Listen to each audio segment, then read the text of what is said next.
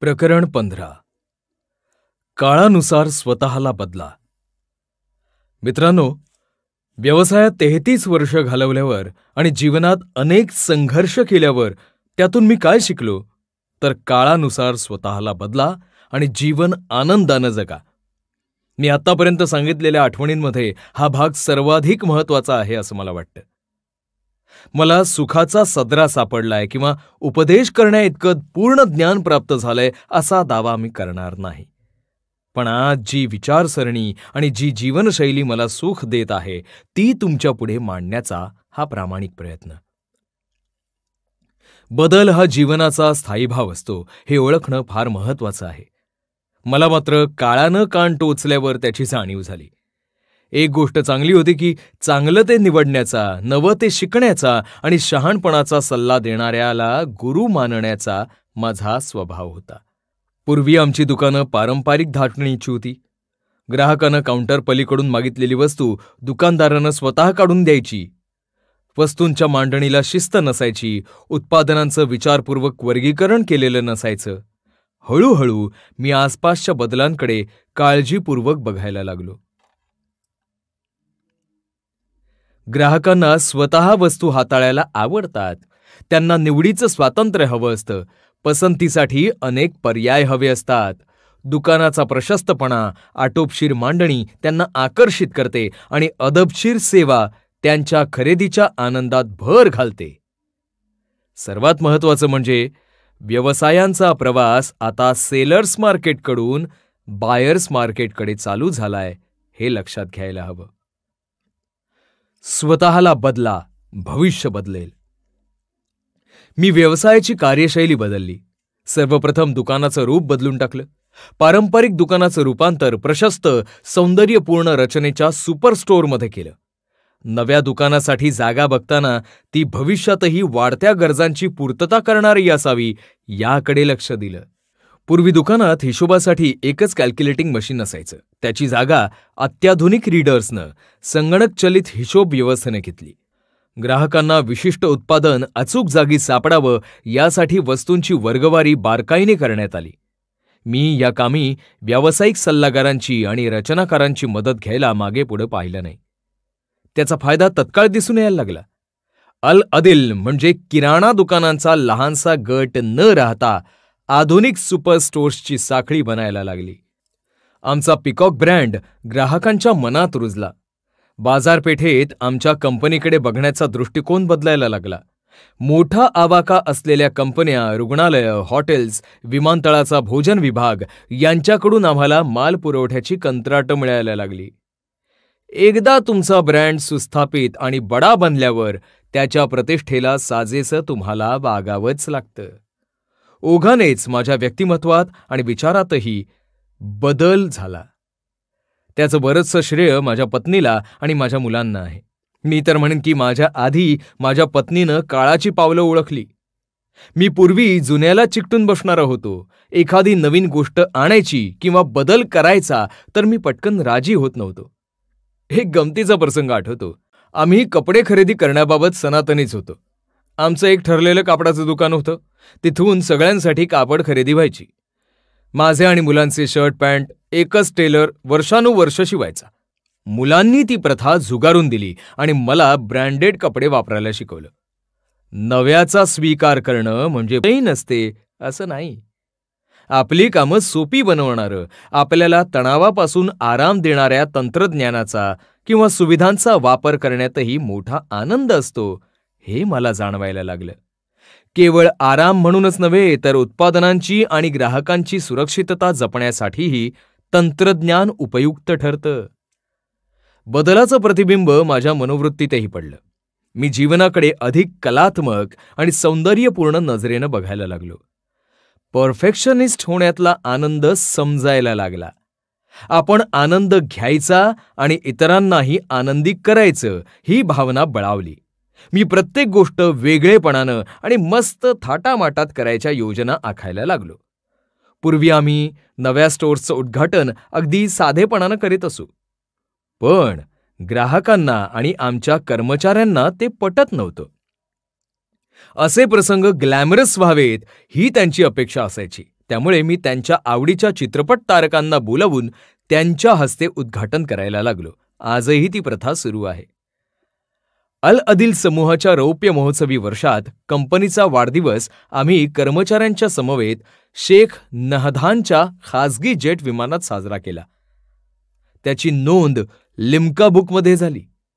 नंतर कंपनीच्या कर्मचाऱ्यांची वार्षिक बैठक एकदा आम्ही काचेचा तळ असलेल्या प्रसिद्ध फ्रेंच नौकेत सफर करत घेतली. इतकंच काय, माझ्या धाकट्या मुलाची मुंजही मी विमानात लावली. या सगळ्या गोष्टी विक्रम म्हणून नमूद झाल्या. मी हे सगळं प्रसिद्धीसाठी केलं नाही, तर आयुष्य भरभरून आणि समथिंग डिफरंट अँड युनिक असं मनात जपत केलं. त्यातून मला आणि इतरांना मिळणारा आनंद नेहमीच सुखावतो. आयुष्याचा भरभरून आनंद घ्या. मला आठवतं की माझा दुबईतला व्यवसायाचा व्याप वाढला तसा कामानिमित्त माझा मुक्काम महिन्यातले 15 दिवस दुबईत तर 15 दिवस मुंबईत व्हायला लागला. मुंबईत बिझनेस मीटिंगच्या वेळा पाळायच्या तर स्वतःची चारचाकी असणं आवश्यक होतं. त्यामुळे मी एक भारतीय बनावटीची कार घेतली, पण ती सारखी बिघडायची आणि खर्च काढायची. त्या काळात परदेशातून नव्या कोऱ्या कारच्या आयातीला परवानगी नव्हती, पण सेकंड हँड कार मागवली तर चालायची. उच्चभ्रू लोक तर अशाच परदेशी सेकंड हँड गाड्यांच्या खरेदीला प्राधान्य द्यायचे, कारण एकतर त्या गाड्या खूप वर्ष वापरलेल्या नसायच्या आणि त्यांची देखभाली उत्तम केलेली असायची. मी सुद्धा ठरवलं की आपण एखादी आलिशान गाडी घ्यायची. त्याप्रमाणे टोयोटा लुमिना कार उपलब्ध असल्याचं कळल्यावर मी लगेच निर्णय घेऊन पैसे भरून टाकले. ती कार हिंदी चित्रपटसृष्टीतल्या एका अभिनेत्याला हवी होती, पण मी घासाघीस न करता तत्काळ पैसे भरल्यानं ती माझ्या मालकीची झाली. मात्र दुसरीकडे बाबा माझ्यावर रागवले. इतकी महाग गाडी घ्यायची गरज होती का, असं सुनावून त्यांनी माझी खरडपट्टी काढली. मी माझ्या विचारांवर ठाम होतो. मी त्यांना म्हणालो, बाबा, तुमचाच आदर्श ठेवून मी कष्टानं आणि सचोटीनं व्यवसाय करतोय. माणसानं आपल्या घामाच्या पैशाचा आनंद योग्य वेळी नाही तर मग कधी घ्यायचा? चांगल्या मार्गावर चालतानाही प्रत्येक वेळी कुणाला घाबरून कशाला राहायला पाहिजे? ऋण का सण साजरा करण्यापेक्षा तो कमाईच्या पैशातून साजरा करणं कधीही चांगलंच.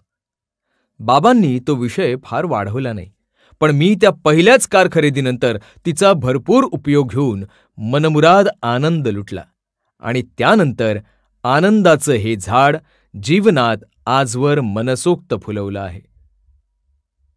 भारतात नव्या कोऱ्या परदेशी गाड्यांची आयात खुली झाली तेव्हा मी एक उत्तम आणि आलिशान कार घ्यायचं ठरवलं आणि मर्सिडीज बेन्झ कंपनीची लिमोझिन कार निश्चित केली. बहुधा ती भारतातील पहिली लिमोझिन असावी, पण मी त्यातही वेगळेपण आणायचं ठरवलं. मी थेट जर्मनीत जाऊन कंपनीच्या अधिकाऱ्यांना भेटलो आणि कारमधल्या अंतर्गत सजावटीच्या लाइटिंगच्या माझ्या कल्पना त्यांच्यापुढे मांडल्या. त्यांनी मला 8 महिने काम करून मला हवी तशी कार बनवून दिली. आजही ती सुंदर कार आम्ही कुटुंबीय मुंबईत वापरतो. मुंबईत फ्लॅट घेताना मला तो माझ्या मनासारखा सजवून हवा होता. मी एका प्रख्यात इंटिरियर डेकोरेटर पुढे माझ्या कल्पना मांडल्या. मला स्वारोस्की क्रिस्टल्स आवडत असल्याने फ्लॅटची सजावट ते वापरून करून घेतली. या घरात राहणं किती सुखावह वाटतं. मित्रांनो, हे मी तुम्हाला यासाठी सांगतोय की विचार करा, आपण भरपूर कष्ट करतो पण मन मारून जगतो. आपल्या आनंदाआधी बाकीचे काय म्हणतील याचीच भीती बाळगतो. पुढच्या पिढ्यांसाठी तरतुदी करण्याच्या नादात आपल्या वर्तमानाशी तडजोडी करतो.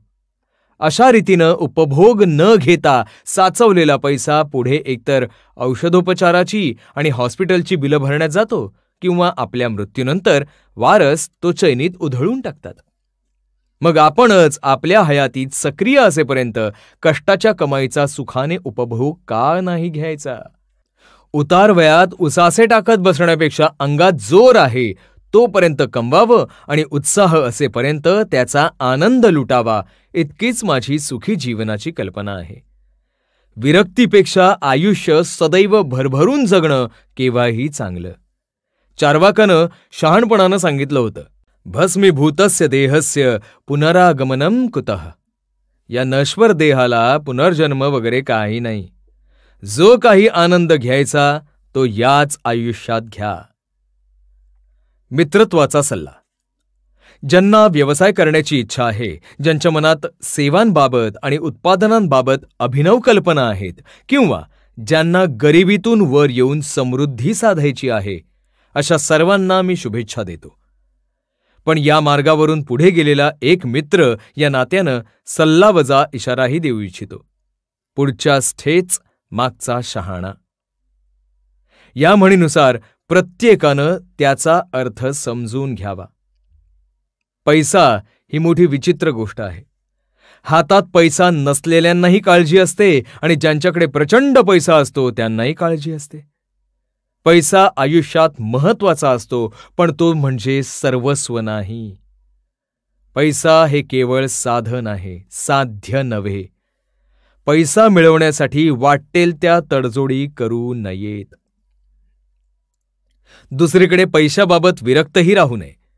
संसारी माणसाला तर ते कधीच परवडणारं नसतं, कारण पैशाचं महत्त्व संकटात उमगतं. आजच्या जगात माणसाला किंमत नसून त्याच्याकडल्या पैशाला असते, हे कटू सत्य आहे. म्हणून पैसा मिळवताना अतिविरक्ती आणि अति हावरटपणा ही दोन्ही टोकं टाळायची असतात. नशीब, शकून, पायगुण, मुहूर्त किंवा ज्योतिष बघून पैसा मिळत नाही, कारण भाग्यरेषा ही तळहातावर नसून मनगटावर असते. घामाचा पैसा टिकून राहतो, पण पापाचा पैसा तळतळाट आणतो. कधीकधी पैशाच्या मस्तीत माणसाचं लक्ष बाहेर वळतं आणि ते संसारामधी ऐसा आपुला उगाच भटकत फिरू नको, हा उपदेश विसरून जातात. चित्रीकरणासाठी मनुष्यबळ पुरवठा करणारा एक व्यावसायिक मुंबईला माझ्या इमारतीत राहायचा. भरपूर पैसा मिळवायचा. तो एका चित्रपटाच्या हिरोईनवर भाळला आणि त्याने सगळी संपत्ती तिच्यावर उडवली. अखेर कुटुंबाची वाताहत करून हृदयभंग पदरात घेऊन हृदयरोगानेच मरण पावला. पैशापेक्षाही मैत्री, वात्सल्य, आरोग्य आणि माणुसकी ही मूल्य श्रेष्ठ आहेत. खरी संपत्ती त्यातच आहे. त्यामुळे पैसा मिळवताना या 4 गोष्टींचा बळी कधीही देऊ नये. सर्वात महत्त्वाचं म्हणजे आपल्या घामाचा पैसा केवळ पुढच्या पिढ्यांसाठी साचवत न बसता स्वतःच्या आनंदासाठी आणि सत्कार्यासाठी खर्च करावा. जीवन खूप सुंदर आहे, ते रसिकतेने चाखावं. मी माझं आयुष्य खूप गुंतागुंतीचं कधीच करून घेतलं नाही. साधं, सोपं, सरळ आयुष्य जगायचं. प्रामाणिकपणाने धंदा करून पैसे कमवायचे आणि त्याचा विनियोग स्वतःला, कुटुंबाला, सहकाऱ्यांना आणि समाजाला आनंद देण्यासाठी करायचा, इतकंच माझं ध्येय आहे. पुढचा जन्म कोणी बघितलाय? म्हणून आहे हा जन्म समाधानात सार्थकी लावायचा. बस. समारोप करताना मला खूप आवडलेल्या एका प्रार्थना गीताच्या 2 ओळी मी इथे देत आहे. या ओळींनुसार माझं आजवरचं जीवन गेलं आहे आणि पुढेही जावं. रोज सकाळी थोडा योगाभ्यास आणि ध्यान झाल्यावर कामाला जाण्यापूर्वी मी त्या ओळी आठवून दयाघनाची आळवणी करतो. इतनी शक्ति हमें देना दाता, मन का विश्वास कमजोर होना. हम चले नेक रस्ते पे हमसे, भूल कर भी कोई भूल होना. मी जे जगलं भोगलं ते आठवलं तसं तुमच्या पुढे ओबडधोबड भाषेत पण प्रांजळपणे मांडलं आहे. संत तुकाराम महाराजांच्या शब्दात सांगायचं तर, तुका म्हणे तैसा ओतला से ठसा, अनुभव सरीसा मुखा आला. काही चुकलं असं जाणवलं तर क्षमा याचनेसाठी मी तुम्हा वाचकांपुढे नम्र आहे.